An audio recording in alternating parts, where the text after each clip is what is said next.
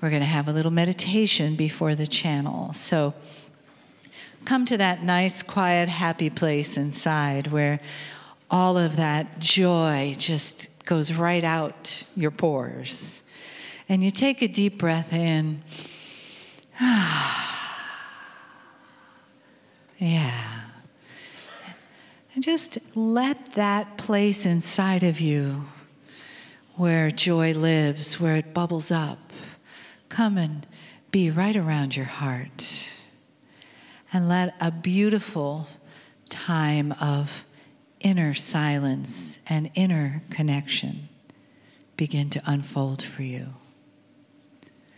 Let this be a moment where you can find the peace and the love that's in your heart.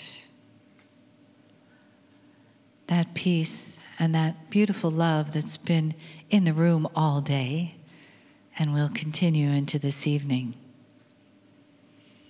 Take a breath into that. And know that you are the creators of your own waves of love. And you fill this room, this space, this weekend, whether you are in this room or when you leave. You take this with you. You take this wisdom. You take this love. And you take your light when you leave.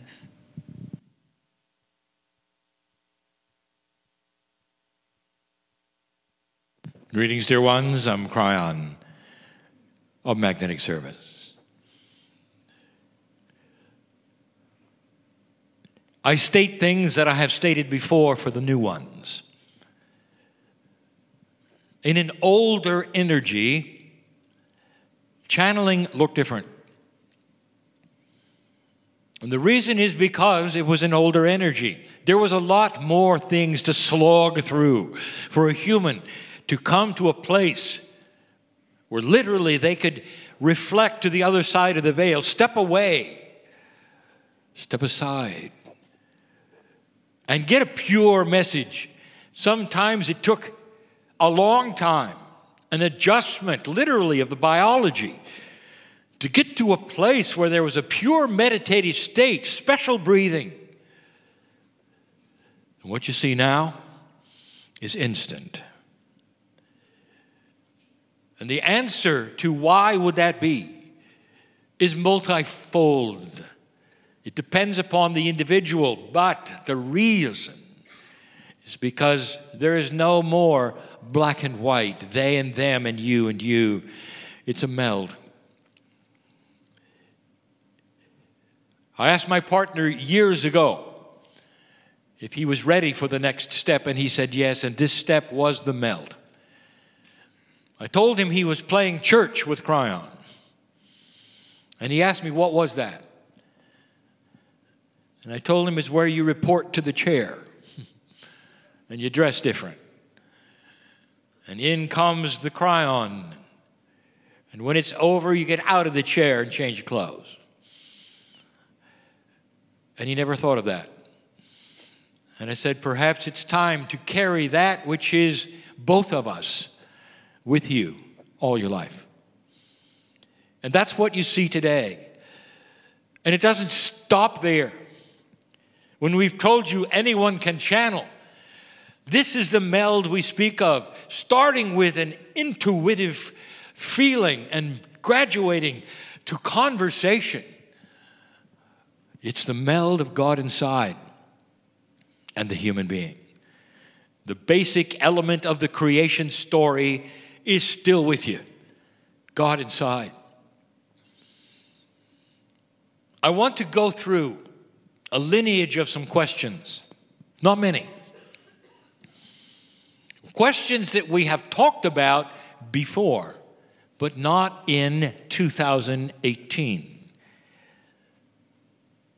So this will be the first time we have taken these questions and elaborated on them for this year. But unlike some of the other years where we talk about these questions, the answers will reflect something totally different. There is a new paradigm before you. Even within the questions you ask in the chair is the revelation of a bias. And the bias is of an older energy where you truly don't yet understand where it's going, where you've gone, or what is next. So let this be the first question in a channel that we will then entitle Odd Answers. The question is this: Kryon, what's next? You've talked about what is, talked about all of this shift. What's next? Another surprise, perhaps. What's next? Here's my answer. I want you to go back with me and interview perhaps your grandparents or your great-grandparents, depending upon how old you are. They're embroiled in the second war of the earth. Everyone's at war. What is the main question they would ask? What's next? Go to the ones at the end of that war. If they survived. And at the very end, when everything is in ruins and shambles and the earth looks like it's headed for who knows what will they ask? What's next? Go 20, 30 years more in the middle of the Cold War, 50,000 nuclear weapons all pointed at one another. And there you are asking, what's next? And here you are asking the same thing. Here's the answer. Stop asking the question. Here's why. The training in the old energy is profound, and you don't even know you've been trained. You fear the future. You don't want unexpected things. If you were one of those young men to join an organization where you camped out a lot, the motto was, be prepared. In that very statement, you have to look at why. Because if you're not, you might perish. If you're not prepared, bad things will happen. It's built in to the human consciousness that around the corner is trouble. Did you ever think this? Did you ever analyze the question, what's next? It's always asked in frustration, always. What if we told you this? What's next? You're going to meet somebody. It's going to change your life. What would you do? I'll tell you what you'd do. You'd mess it up. Too much information. The new human doesn't ask what's next, because that is an old question based in fear. The question now is not a question at all. It's a statement. I'm not afraid of the future. Whatever happens next will be most benevolent for myself. I can hardly wait. I will expect good things because that will reflect my magnificence. That's who you are. Not one who would cower and go, I don't know. What's next? That's an odd answer, isn't it? Get out of that paradigm that asks that question. It's another one that we hear. It's hard to be positive, Kryon, when all around me is turmoil. Bad things. It's hard to be positive. I'm trying my best to think positive, to be positive, all of these things that you've been talking about. But everything I see around me does not enforce that things are getting better. How can I be more positive, Kryon? Well, let's ask the caterpillar. like we have in so many channels. Here is the caterpillar. It's a worm crawling on the ground. And he begins a process, much like you. His is much shorter, but much like you. And you start interviewing and you're saying, you know what's ahead is going to be a miracle. You won't recognize yourself. You won't even be worm-like. And I won't tell you because you wouldn't believe it. And the caterpillar says, you know, I'm shutting down. I'm about ready to crawl in my coffin. And you're telling me things are going to get really good. And he says, yes, you have no idea what's going to happen. As the caterpillar crawls into what he thinks is his coffin, and it closes. And he goes into that metamorphosis that you are going through. And if you told him that he can leave the ground and fly above the trees and be one of the most beautiful creatures on earth, would he have believed it? Would the worm have believed it as he crawled into this thing that he didn't understand? And the answer is there's no way you'd have ever convinced the worm that he'd be a butterfly. No, you can't think positive in the middle of a turmoil because you're trained that the turmoil means danger and death. Anytime there's changes of this kind, whether it's in your economy or your politics, anything, internationally, anything you see is trouble. That's where you go with it. Anything you see is trouble. Instead of somehow, with an elegance of maturity, and you say, I pull on my Akash to remember something, the prophecies, perhaps on the other planets. This is the beginning of an amazing metamorphosis of humanity. And in this time, it will appear as though there is great death, trouble, inappropriateness, as the darkness tries to take back what is lost. The battle is at hand before the sun comes out. That's the answer. And it's an odd answer of how can I be more positive? Through understanding of what you may be going through. Kryon, I want to help others. I don't know how am I supposed to help others. Lots have changed here. That's what I want to do with my life. I want to help others. Question 3. This one is going to have the same answer as it always has been. Only it's more profound now than ever before. Ever before. And it involves processes that didn't even exist before 2012. How can you help others? What's the best way? By taking care of yourself. By growing into a compassionate human being that becomes multidimensional, where your very thoughts can posture energy for others across the planet. The teaching of today was about the power of consciousness and how science is now seeing it as a player on the field of physics.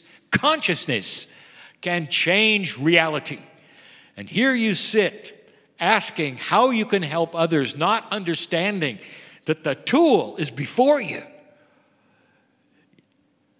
The greater you grow yourself and understand who you are and start relaxing in the arms of Spirit and stop fearing and stop worrying and all these things, the more attractive you become to others.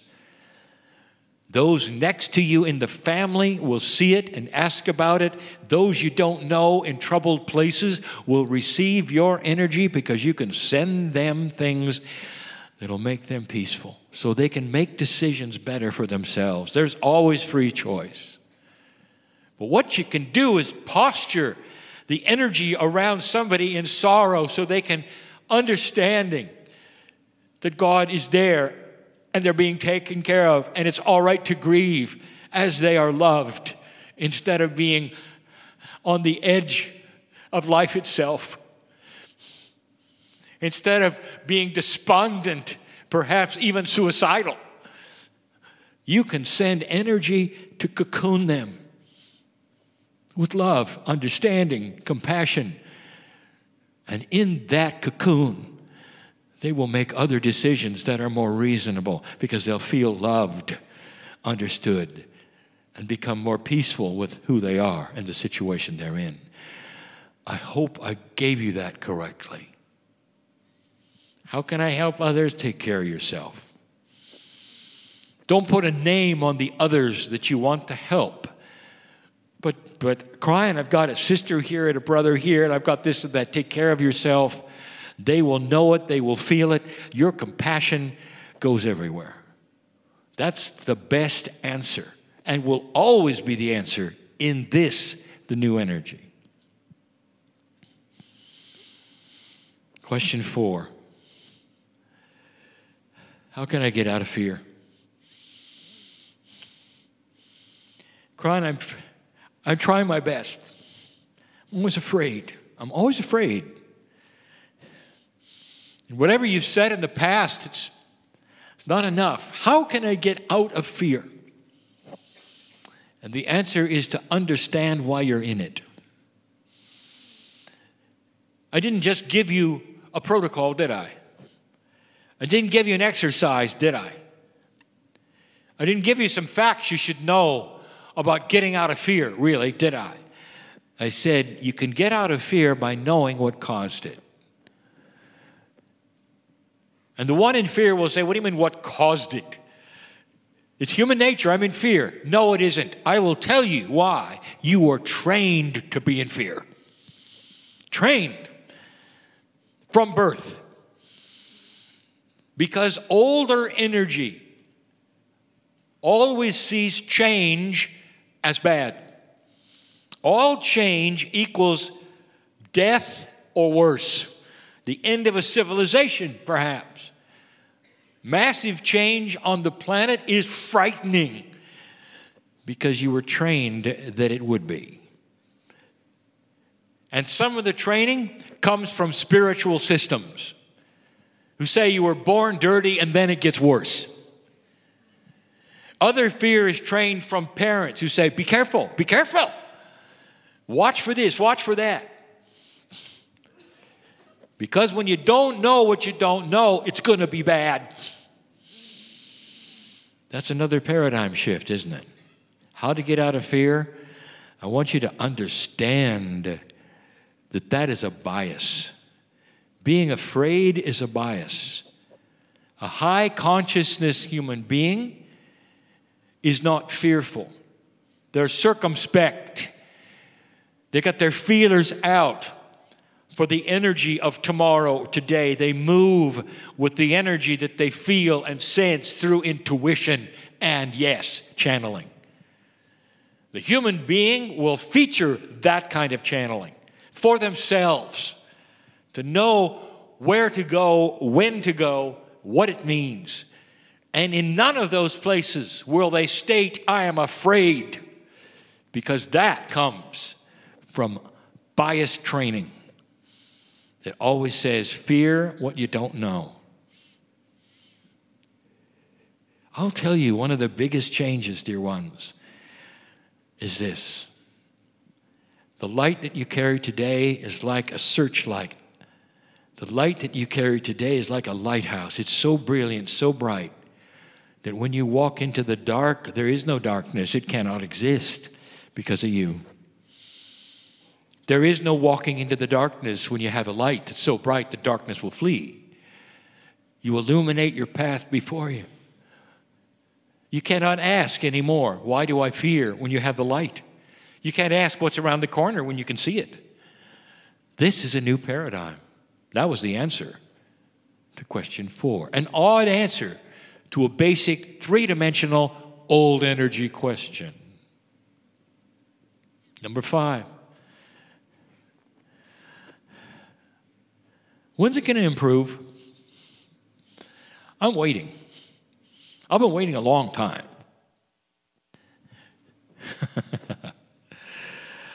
Dear human, it's an odd, very odd situation that humans have.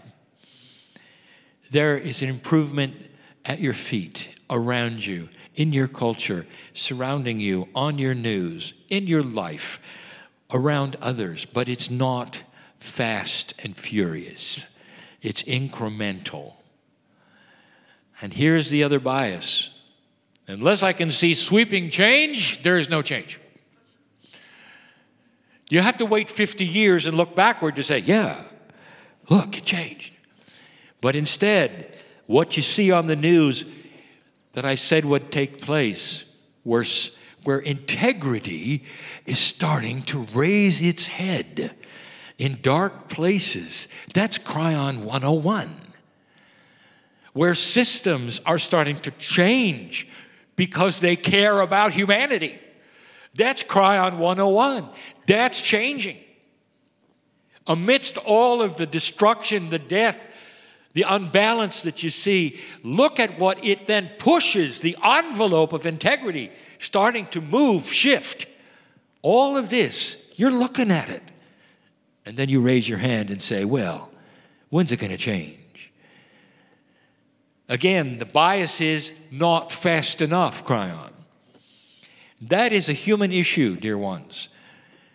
You can make these changes as fast as you want, humanity. You are on a fast track and you don't even know it. This is how long it takes cultures to shift and change. I'll make a statement that I haven't made. You're above the curve. Other civilizations, it took a lot longer. You're starting to see it and realize it and move with it. That's scary because now the change that you see, incremental as it might be, causes other things to move around, and that scares you. When the darkness comes out and rattles its saber at you, what it's saying is this: there's too much light here. If I rattle the saber a little further and harder, it'll make people afraid. It'll stop the light. Well, it didn't, and it hasn't so far. Again, we'll say, 2 steps forward, 1 step backwards. This is learning. Dark and light doesn't then shift automatically into the light, and the earth then is different than it used to be yesterday. It takes a generation, sometimes 2, sometimes 3. But you get to start seeing it, and you are. That was the answer to number 5, which happens to be the numerological equivalent of change.